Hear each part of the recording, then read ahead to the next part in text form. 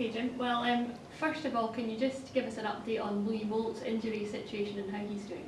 Yeah, I mean, obviously Louis tweaked his groin last Saturday, and I think we probably just caught it early enough, where if he had played on a little bit longer, it might have became something a bit more serious. But yeah, we're grateful that we didn't risk him.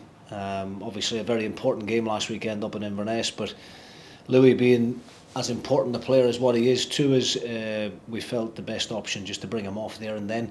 And he's made great progress during the week, and we've got a decision to make now tomorrow whether to include him in the matchday squad on Saturday.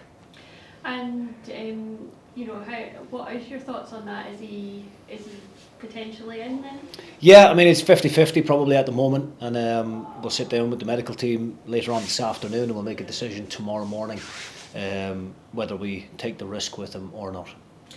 And Tony Watt came on, and how pleased were you with his performance in the game? I thought that was Tony's best performance of the season so far. We've been asking him to play a slightly different role.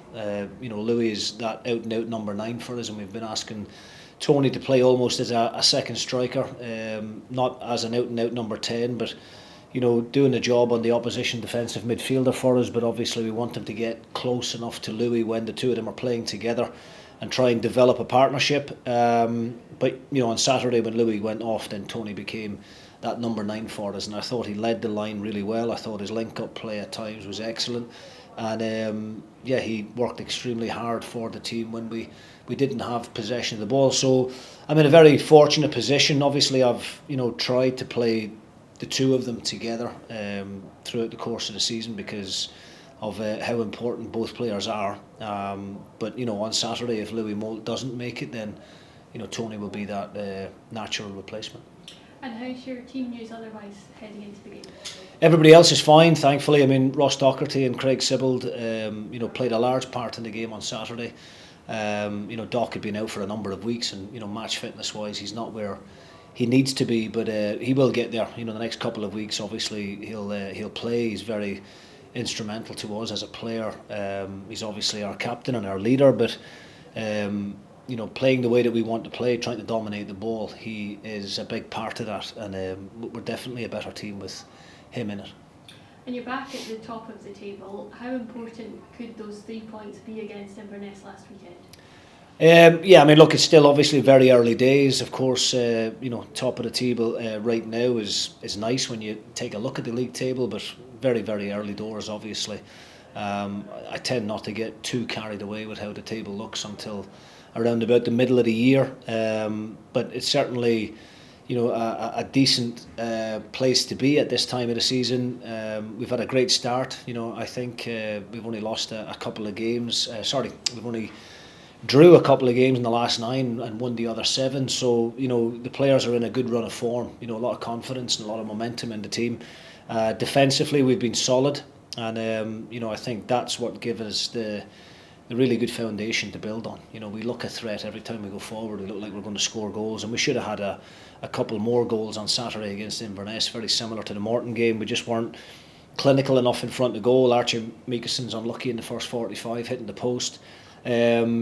But yeah, I mean, all round performances individually and collectively have been very, very pleasing up to now. But as I said, still very early days. We can't get carried away. We have to just keep working hard and making sure that we get the job done week after week. And not for the first time this season, it was right at the end that you took more than you looked like you were getting from the game. I mean, how pleased are you with that from the players, that they're not giving up and fighting all the time right to the end? Yeah, I mean, the players have shown that, in recent weeks that they're, desperate to go out and win every game. And, we know how difficult this league is and how much opposition teams raise their game. It seems to be when they play against us. We saw that in the previous week against Morton. But, what the players have shown the last 2 weeks is, being down to 10 men for the last 25 minutes, half an hour in both games, being resilient, sticking together, defending our own box really, really well. I think Declan Gallagher and Kevin Holt, along with Jack Walton, have been outstanding, the three of them in particular, on a defensive front. But we stayed in the game on Saturday. 11v11, I thought we were excellent in the second half, but when any opposition's got a man advantage, life does become difficult for you. But the players stuck to the task, and actually finished the game really, really strongly. And I think it showed that, at 0-0 with 5 minutes to go, we weren't satisfied to take a point. We wanted to go and try and win it, and we kept committing bodies forward, and we got our rewards in the end. And Queen's Park this weekend, what's your thoughts heading into that game? Obviously they've come into the game on the back of a quite heavy defeat against Ayr. Yeah, I think the manager there will be looking for a reaction from his players. It was obviously a heavy defeat on Friday night against Ayr. We're expecting a very difficult game, a similar game I think to the Airdrie one. Queen's Park seemed to have a similar philosophy to how Airdrie want to play in terms of building from the back. In the games that I've watched during the week, seem like a very entertaining team. They've got a lot of pace at the top end of the pitch, but they're also very comfortable at passing the ball, and we've got to make sure that the shape of the team is very good out of possession, but obviously we need to go and be on the front foot ourselves, especially at home, in front of our expecting fans, who have turned out in great numbers up to now, and we hope to have in excess of 10,000 there at the weekend as well to cheer the boys on. But Queen's Park are a good team, young team, a lot of energy in their team, and it's going to be a different test, and one that we're going to have to raise our game for.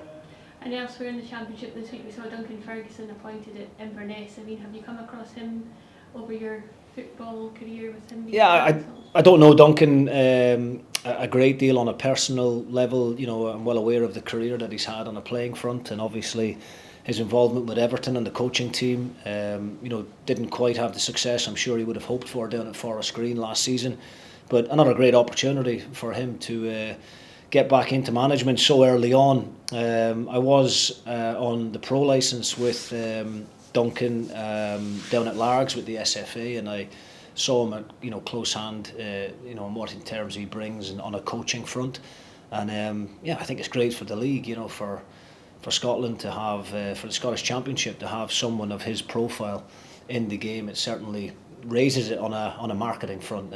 He's got a tough job on his hands at Inverness. I do believe they're in a bit of a false position when I look at their squad. And I look at the performance that they put in against Wraith and against ourselves back to back. That Wraith Rovers game, they could have easily been 3 or 4-0 up at half time. The Wraith goalkeeper was outstanding on the day. Had they won that game, the likelihood is that Duncan probably wouldn't be in the hot seat and Billy Dodds would have kept his job. But I think Inverness have got a very good squad of players, a good blend of experience and youth, and they've got a manager now who's played the game at the highest level, and no doubt will put serious demands on those players to turn the corner, and I wish him well.